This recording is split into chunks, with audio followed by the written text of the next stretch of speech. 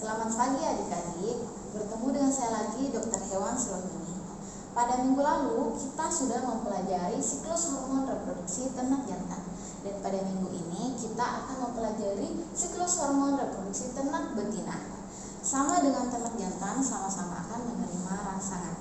Rangsangan ini dapat diperoleh melalui penglihatan, penciuman, pendengaran, dan perabaan. Ketika rangsangan masuk maka akan diterima oleh hipotalamus dan hipotalamus akan mensekresikan ke GnRH atau gonadotropin releasing hormone. Kemudian GnRH ini akan menstimulus hipofisa. Hipofisa ini terbagi menjadi dua, yaitu adenohipofisa dan neurohipofisa. Nah, ketika ternak tersebut birahi maka hipofisa ini akan mengirimkan sinyalnya ke adenohipofisa. Di adenohipofisa ini akan mensekresikan 3 hormon. Yang pertama, hormon follicle stimulating hormone atau FSH. Yang kedua, hormon LH atau luteinizing hormone. Yang ketiga, hormon LTH atau luteotrophic hormone.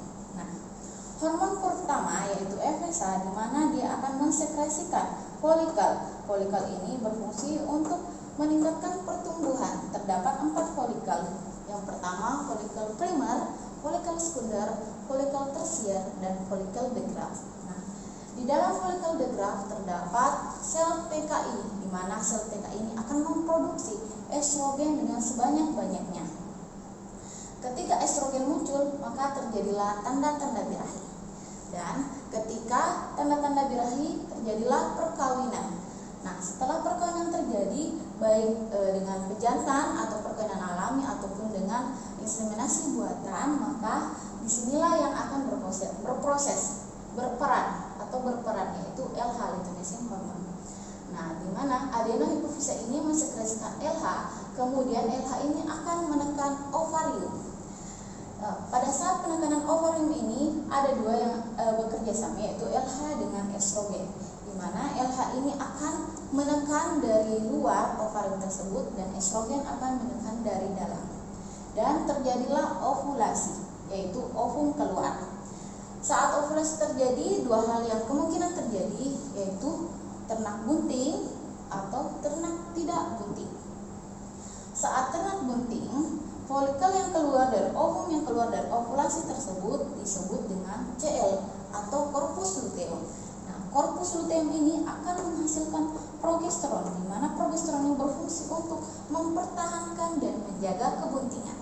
Namun pada saat ternak tidak bunting, tetap CL keluar, namun terjadi lisis. Nah, lisis ini disebabkan oleh hormon prostaglandin yang dihasilkan oleh dinding endometrium.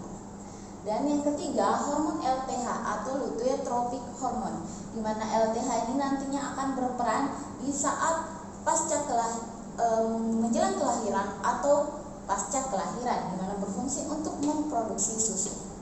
Nah, kemudian kita akan lanjut pada neurohipofisa.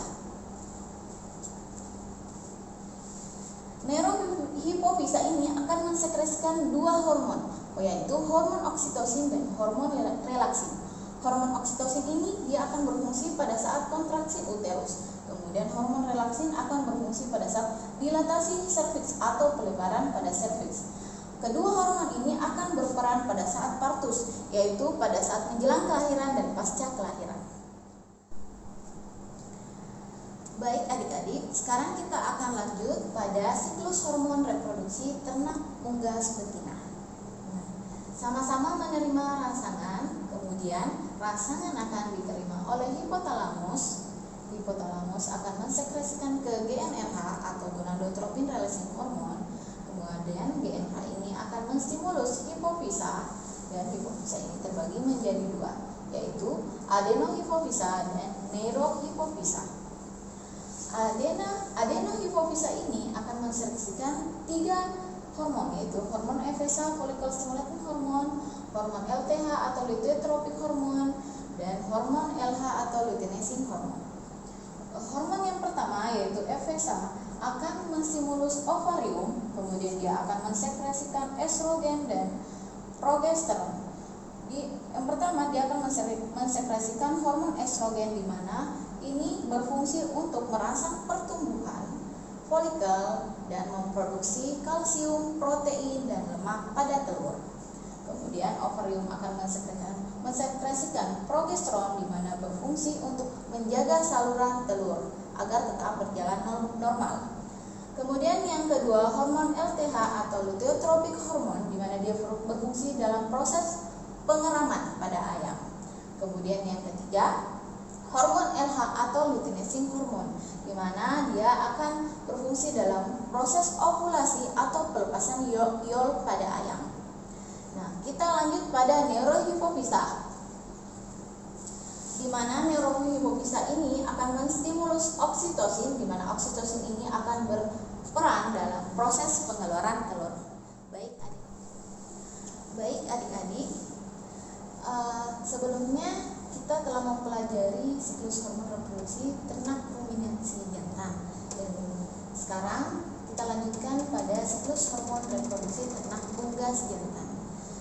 Yap, sama-sama menerima rangsangan, kemudian rangsangan tersebut akan diterima oleh hipotalamus, dan hipotalamus akan mensekresikan ke GnRH atau gonadotropin releasing hormone.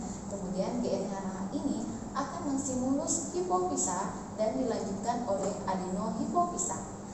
Adenohipofisa ini akan mensekresikan dua hormon, yakni hormon FSH follicle stimulating hormone dan LH luteinizing hormone. Hormon pertama yakni FSH, dia akan menstimulus dua, yaitu sel Sertoli dan tumulus seminiferus. Di sel Sertoli ini dia akan memberikan nutrisi nantinya kepada sperma yang masih muda, dan di tumulus seminiferus ini tempatnya spermatogenesis. Kemudian lanjut pada LH, di mana dia akan mensekresikan atau menstimulus sel Leydig dan menghasilkan testosteron, dan hormon testosteron ini akan bekerja pada proses